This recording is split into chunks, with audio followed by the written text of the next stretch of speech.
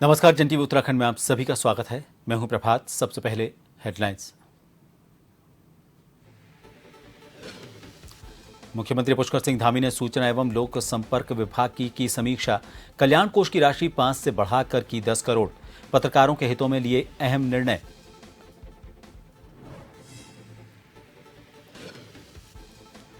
CMR में artificial intelligence पर seminar. मुख्यमंत्री पुष्कर सिंह धामी ने की शिरकत।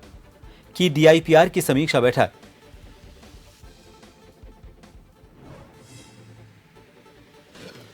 मुंबई की तर्ज पर उत्तराखंड पुलिस के मालखाने होंगे हाईटेक। एविडेंस मैनेजमेंट सेंटर के नाम से जाना जाएगा। इसमें मुकदमे से संबंधित और माल का किया जाएगा रखरखाव।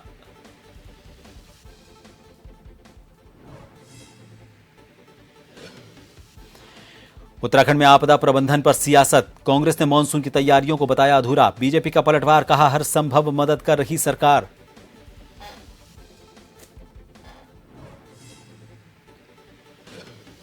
और केदारनाथ रेस्क्यू में सेना ने संभाला मोर्चा। चिनूक और MI-17 ने 2 दिन बाद भरी उड़ान। जंगल में सर्च ऑपरेशन के लिए डॉग स्क्वाड लगाए गए।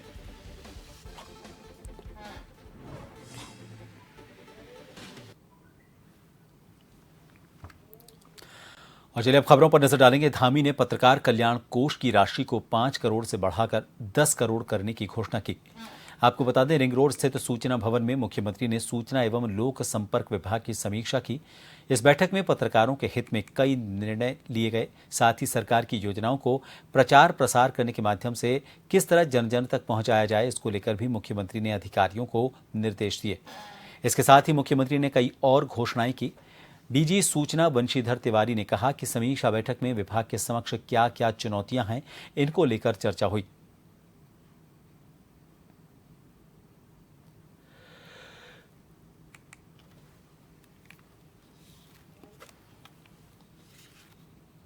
सूचना विभाग के सरकार की जो जन कल्याणकारी नीतियां हैं, जन उपयोगी नीतियां हैं और जन जन के कल्याण के लिए जो सरकार काम करती है, उनके लाभ के लिए, उनकी सहायता के लिए वो गांव-गांव तक पहुंचे, घर घर तक पहुंचे, एक एक जन जन तक पहुंचे।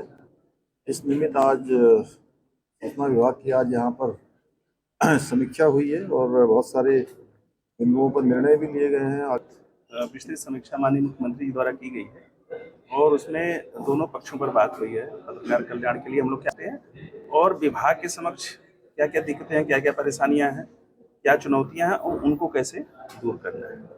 विभागीय ढांचे को लेकर के भी चर्चा हुई कि हम लोग क्या प्रस्तावित कर रहे हैं, तो पुनरीक्षित करेंगे विभागीय ढांचा भी। देहरादून में आर्टिफिशियल इंटेलिजेंस पर आधारित एक सेमिनार में सीएम धामी ने शिरकत की। इस दौरान उन्होंने कहा कि उत्तराखंड में AI मिशन की सफलता के लिए सेंटर ऑफ एक्सीलेंस बनाया जाएगा। इसके लिए आवश्यक दिशा निर्देश व महत्वपूर्ण जो सुझाव हैं आप सबके बीच में से प्राप्त होंगे।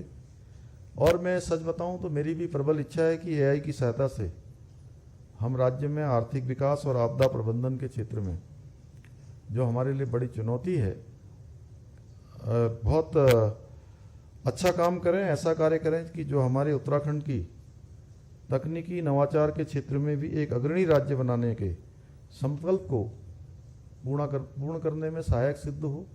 और जो हमारा विकल्प रहित संकल्प है, जिस संकल्प में कोई विकल्प न हो, ऐसा संकल्प आप सबके मंथन से जो अमृत निकलेगा वो निश्चित रूप से उसको पूरा करने में सहायक होगा।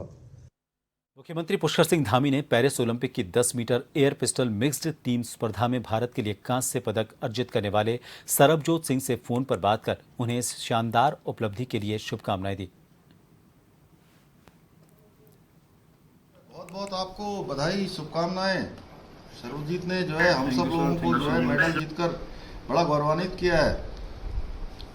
Thank you sir. हम सब की तरफ से बधाई, शुभकामनाएं हैं। भगवान बाबा केदारनाथ जी से मैं प्रार्थना करूंगा कि और आगे बढ़े और यश कमाएं हैं, खेल के क्षेत्र में जो है उच्चतम शिखर तक पहुंचे। हाँ जी जरूर सर, अपना बेस्ट देंगे हर बार। और आपके कोच सुखबीर सिंह जी को भी बधाई है ना, उनको भी उनको भी मेरी बहुत बहुत बधाई है, उनको भी कहिएगा, ठीक है ना। Thank you. हाँ जी हाँ जी हाँ जी हाँ जी पक्का। अभी कहाँ है? अभी वहीं है? हाँ जी सर, यहीं पे बस आज घर जाऊँगा वापिस। चलिए, तो वापस आइए तो फिर मिलते हैं ना।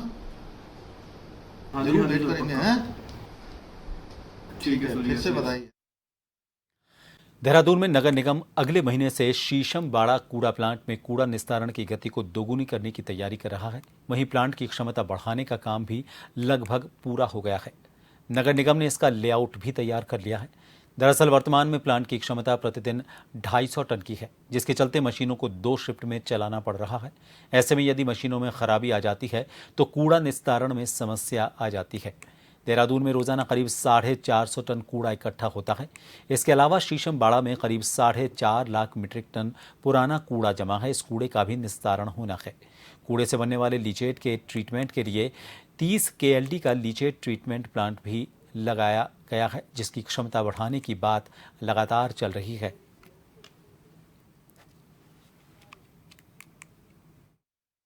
माननीय एनजीटी के निर्देश के क्रम में हमको अपने प्लांट की कैपेसिटी को बढ़ाना है। हमारे प्लांट की कैपेसिटी अभी 250 टन पर शिफ्ट की है। चूँकि हमारा कूड़ा करीब 450 टन निकलता है, तो हम 2 शिफ्ट में ऑपरेशन करके अपने अपशिष्ट का प्रोसेसिंग करते हैं। अभी हम इसको दोगुना कर रहे हैं ताकि एक ही शिफ्ट में हम 500 टन अपशिष्ट का निस्तारण कर सकें। मुंबई की तर्ज पर अब उत्तराखंड पुलिस के मालखाने भी हाईटेक बनाए जाएंगे, जिसे एविडेंस मैनेजमेंट सेंटर के नाम से जाना जाएगा। इसमें मुकदमा से संबंधित साक्ष्य और माल का रखरखाव किया जाएगा। दरअसल आपराधिक घटना के बाद मौके से बहुत से साक्ष्यों को पुलिस इकट्ठा करती है। मसलन यदि हत्या हुई है तो हत्या किस हथियार या वस्तु के प्रहार से की गई है, उसे साक्ष्य के रूप में पुलिस को रखना पड़ता था।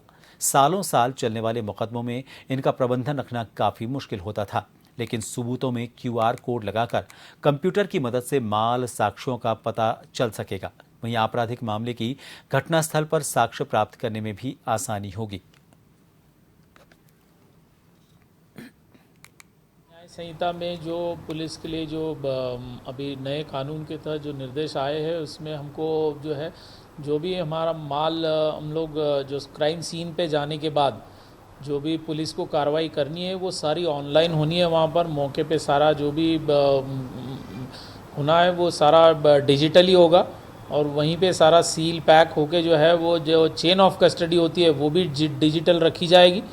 तो उत्तराखंड पुलिस प्रयास कर रही है कि पूरा जो है इसको जो भी क्राइम सीन पे जैसे मर्डर हो, डकैती हो, वहाँ जाने के बाद जो भी सीजर होते हैं, डॉक्यूमेंट्री एविडेंस होते हैं, अन्य एविडेंस, साइंटिफिक एविडेंस होते हैं, तो पूरी फॉरेंसिक टीम वहाँ पर मौके पर जाकर जो सर्च सीजर होगा वो जो है हम लोग प्रयास कर रहे हैं कि जो वहाँ से जिला लेवल पे एक माल खाना बनाने का प्रयास चल रहा, तो जो है थाने के माल खाने में न जाते हुए वो जिला स्तर पे डायरेक्ट आएगा। रिस्पना नदी के बाढ़ क्षेत्र को 2 महीने में चिन्हित करने के आदेश एनजीटी के द्वारा दिए गए हैं। इस पर एनजीटी ने रिस्पना किनारे अतिक्रमण के प्रकरण में सुनवाई की थी और अब आदेश जारी किया है। प्रक्रिया पूरी करने की स्थिति में अगली सुनवाई पर मुख्य सचिव को पेश होना पड़ेगा। वहीं नगर निगम की ओर से पक्ष रखने के दौरान कहा गया कि यदि कहीं अतिक्रमण बाकी होगा तो 1 महीने के भीतर ही इस कार्यवाही को पूरा किया जाएगा और कोर्ट ने बस्तियों के आदेश अनुसार कार्रवाई करने की बात कही। वहीं नगर निगम आयुक्त गौरव कुमार का कहना है कि एनजीटी के आदेश के मुताबिक संबंधित विभाग को फ्लड जोन चिन्हित करने की प्रक्रिया जल्द पूरी करने को लेकर अवगत कराया है। इस पर प्रतिक्रिया देते हुए सरकार में राज्य मंत्री मधु भट्ट का कहना है कि सरकार मामले का पूरा संज्ञान लिए हुए है और जल्द ही इस पर सरकार की ओर से अपना पक्ष रखा जाएगा और कार्यवाही की जाएगी।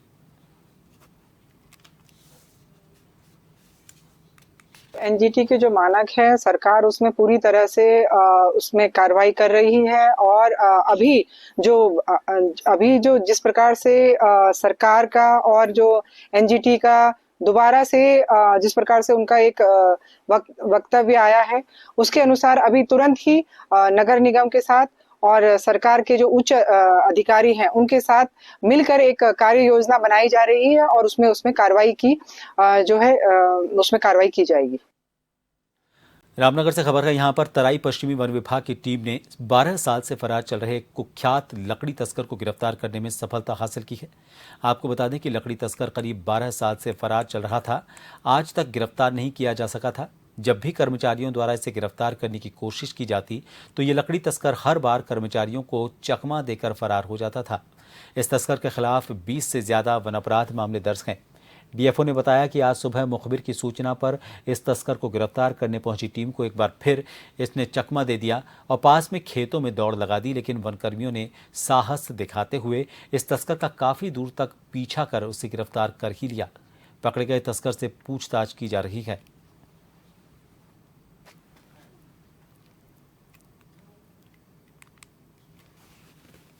देखिए, ये लखविंदर है, एक लखविंदर उर्फ लक्खू कहते हैं। ये इसका बहुत बड़ा आतंक था इसका। ये इतना ज़्यादा सक्रिय था हमारे क्षेत्र में और कई घटनाएं ये कर चुका था। काफ़ी समय से इसके खिलाफ बहुत सारे केस जब हमारे यहाँ दर्ज हैं और काफ़ी हम लोग प्रयास कर रहे थे, तो आज जा कर के ये हमारे हाथ लगा। सुबह सुबह सूचना मिली थी, तो उसके बाद आज दिन में इसको वो पता किया गया।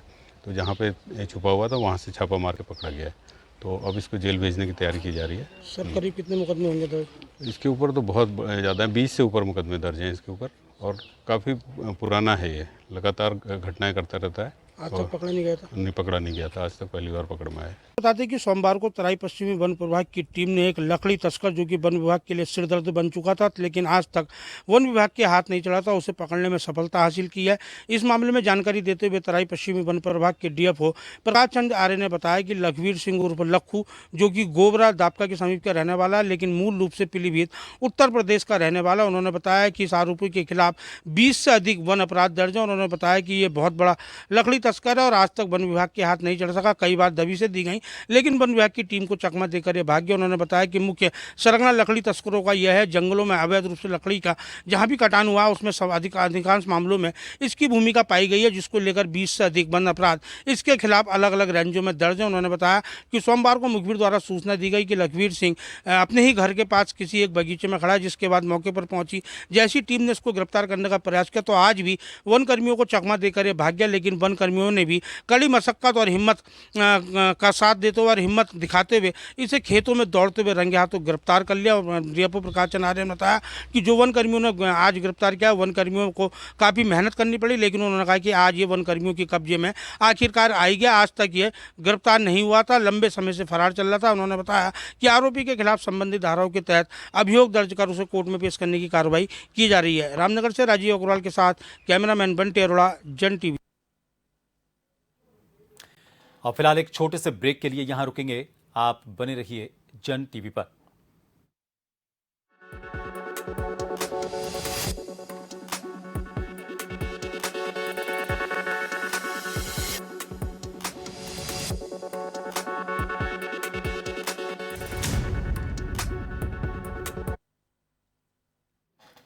जन टीवी उत्तराखंड में आप सभी का स्वागत है।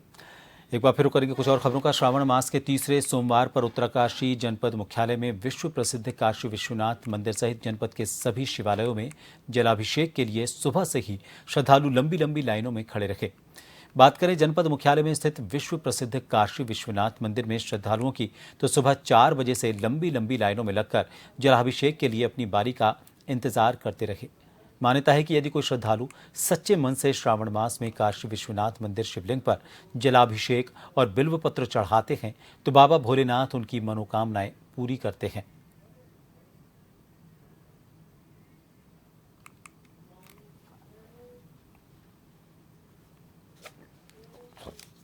शिवपुराण में वर्णित भगवान भद्रेश्वर महादेव के प्राचीन रहस्यमयी मंदिर में तीसरे सोमवार पर भक्तों की भीड़ देखने को मिली। इस दौरान सैकड़ों की तादाद में शिव भक्तों ने भगवान भद्रेश्वर महादेव के प्राचीन मंदिर में जलाभिषेक किया और साथ ही बिल्वपत्र चढ़ाकर भगवान महादेव को प्रसन्न किया। लोगों का कहना है कि भगवान भद्रेश्वर महादेव का प्राचीन मंदिर खासकर निसंतान दंपति के लिए ये लाभकारी माना जाता है। यहाँ निसंतान दंपति भगवान महादेव को प्रसन्न करते हैं और मनचाहा वरदान प्राप्त करते हैं।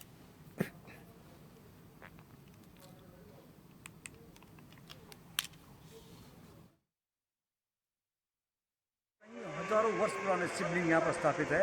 ये तो कहीं पीढ़ियों से यहाँ पे गांव के लोग यहाँ पूजा करते हैं। सिद्ध महादेव है यहाँ पे। और यहाँ पे तो एक बड़ी बात यह है, यहाँ पर गांव के लोग से बाहर के लोग जिन्होंने भी यहाँ पे सावन के महीने या कभी अपना पूजा पाठ किया, जिनके पुत्र की प्राप्ति नहीं, जिनके बच्चे हुए, उन्होंने यदि यहाँ पे पूजा किया, जलाभिषेक किया, उनको हम अवश्य उनकी मनोकामना पूर्ण हुई। और भद्रेश्वर महादेव का तो इतना बड़ा वर्णन है कि हमारी कई हजार साल पुराने से यहाँ पर शिवलिंग है। श्रावण मास के तीसरे सोमवार पर जोशीमठ के सुप्रसिद्ध मंदिर ज्योतिश्वर महादेव पर सुबह 4 बजे से ही शिव भक्तों का तांता लगा रहा। श्रावण मास का तीसरा सोमवार रहा और ऐसे में जोशीमठ ब्लॉक के अंतर्गत आने वाले सभी शिवालयों में हजारों की तादाद में शिवलिंग पर जल अभिषेक करने के लिए श्रद्धालु पहुंचे। साथ ही बिल्वपत्र चढ़ाकर भगवान महादेव को प्रसन्न किया।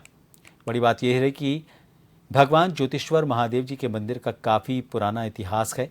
बताया जाता है कि यहाँ पर भगवान शंकराचार्य ने 5 वर्ष तक तप किया था।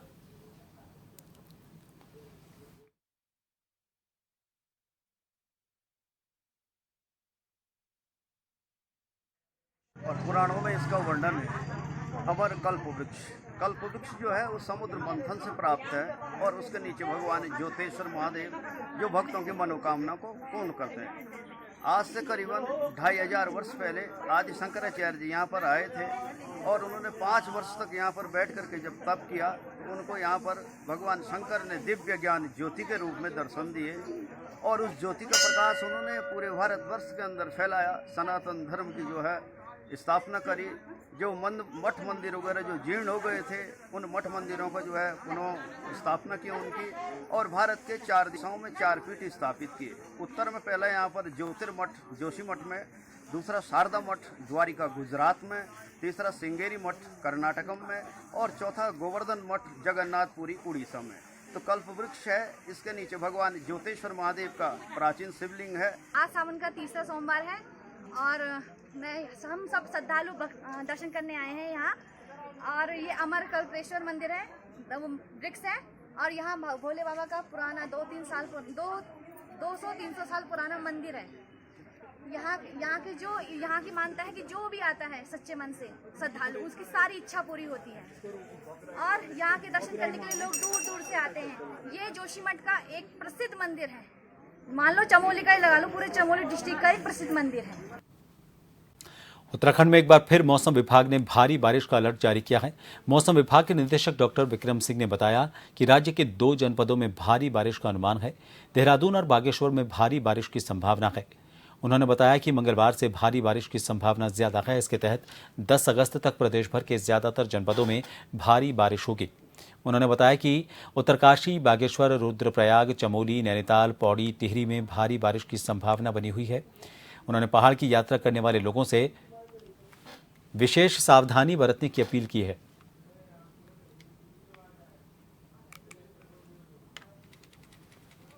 बारिश की एक्टिविटी तो ठीक ठाक मिल ही रही है, जो नॉर्मल के आसपास एक्टिविटी अभी पास 24 आवर्स में वो मिली है। और हैवी रेन तो हालांकि नहीं है, एका दुक्का जगहों में, जिसमें कि जो आपका देहरादून डिस्ट्रिक्ट में एक है, ऑटोमेटिक वेदर स्टेशन में मिला डेटा, और इसी तरह बागेश्वर डिस्ट्रिक्ट में जो एक जगह हैवी रेन मिली है सामा में। बाकी हल्की से मध्यम तक की ही बारिश है, लेकिन हाँ ये कि अनेक जगहों तक है, ज़्यादातर जगहों तक में है और सामान्य मानसून अभी मिल रहा है डे टू डे में।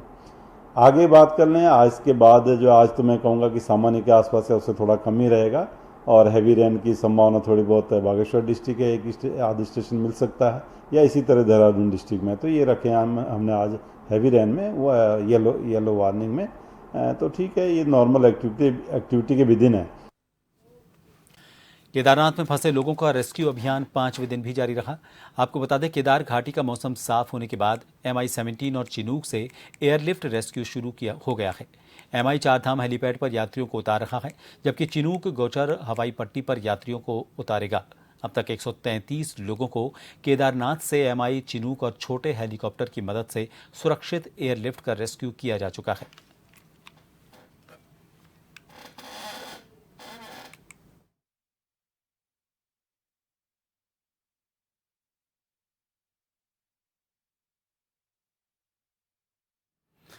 केदारनाथ में चल रहे रेस्क्यू ऑपरेशन में अब तक 10,000 से ज्यादा फंसे तीर्थयात्रियों को रेस्क्यू कर लिया गया है। तो वहीं टिहरी जिले में ऐसी आपदा आई जिसने कई लोगों के आशियानों को उजाड़ दिया। कई लोग एक झटके में बेघर हो गए। इसके साथ ही उत्तरकाशी में एक सप्ताह में गंगोत्री धाम में रविवार दोपहर को तीसरी बार भागीरथी नदी का जलस्तर बढ़ गया। नदी के जलस्तर बढ़ने के कारण गंगा स्नान घाट और आरती स्थल भी जलमग्न हो गए। वहीं टिहरी जिले में आई आपदा के बाद जो कैजुअल्टी और जो पशु हानि हुई उनको समय से पहले ही मुआवजा दिया जा चुका है। जिन परिवारों को शिफ्ट किया गया है वहां पर उनके रहने और खाने पीने की व्यवस्था की गई है और सड़कों को दुरुस्त करने का काम किया जा रहा है। कैबिनेट मंत्री ने प्रेमचंद अग्रवाल ने अपील की है कि मानसून के दौरान आपदा की स्थिति में सचेत रहें।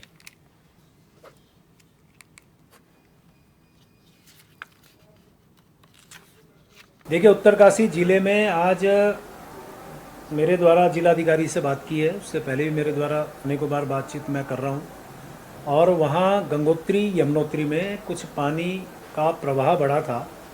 उसके लिए लगातार हमारे अधिकारी वहां पे जा रहे हैं, उसकी जांच कर रहे हैं, जानकारियां ले रहे हैं। साथ में मेरे द्वारा कहा गया कि इस दोनों जगह के लिए ये लॉन्ग टाइम जो स्कीम है वहाँ बननी चाहिए, ताकि बार बार वो जो समस्या आ रही है, क्योंकि गंगोत्री और यमुनोत्री हमारे यहाँ प्रसिद्ध धाम माने जाते हैं, तो उनके लॉन्ग टर्म स्कीम बने ताकि समस्या हमेशा के लिए उसका निवारण हो सके, और जो छोटी समस्याएं हैं उसका जिलाधिकारी लेवल पे उसका समाधान हो। चारधाम यात्रा के दौरान रुद्रप्रयाग में बस हादसा होने के बाद ऋषिकेश के तपोवन में ड्यूटी कर रहे 4 कर्मचारियों को बर्खास्त कर दिए जाने के बाद प्रवर्तन कर्मचारी संगठन परिवहन विभाग उत्तराखंड के कर्मचारियों ने रुड़की आरटीओ कार्यालय पर सुबह 10 बजे से दोपहर 12 बजे तक कार्य बहिष्कार किया, जिसके बाद आरटीओ कार्यालय के बाहर लोगों की भारी भीड़ हो गई। काफी परेशानी का सामना करना पड़ा।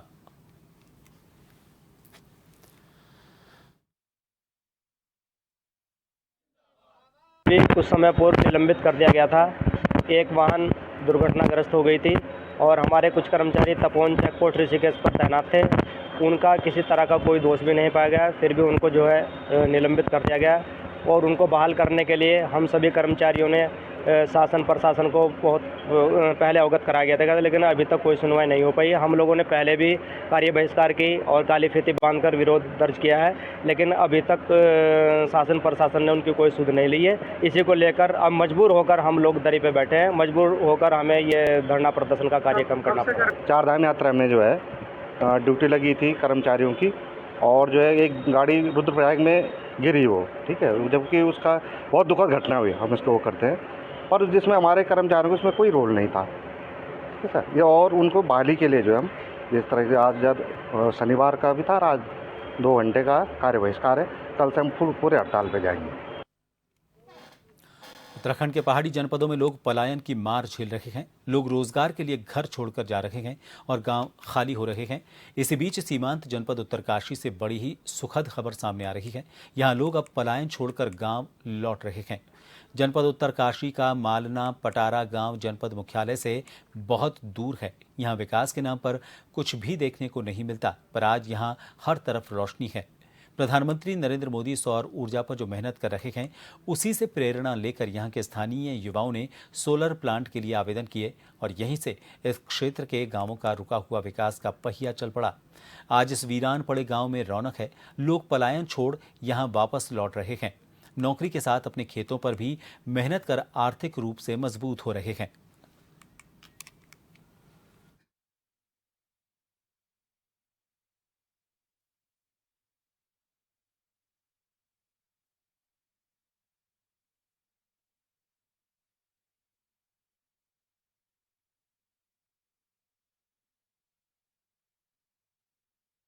और फिलहाल के लिए इस बुलेटिन में इतना ही।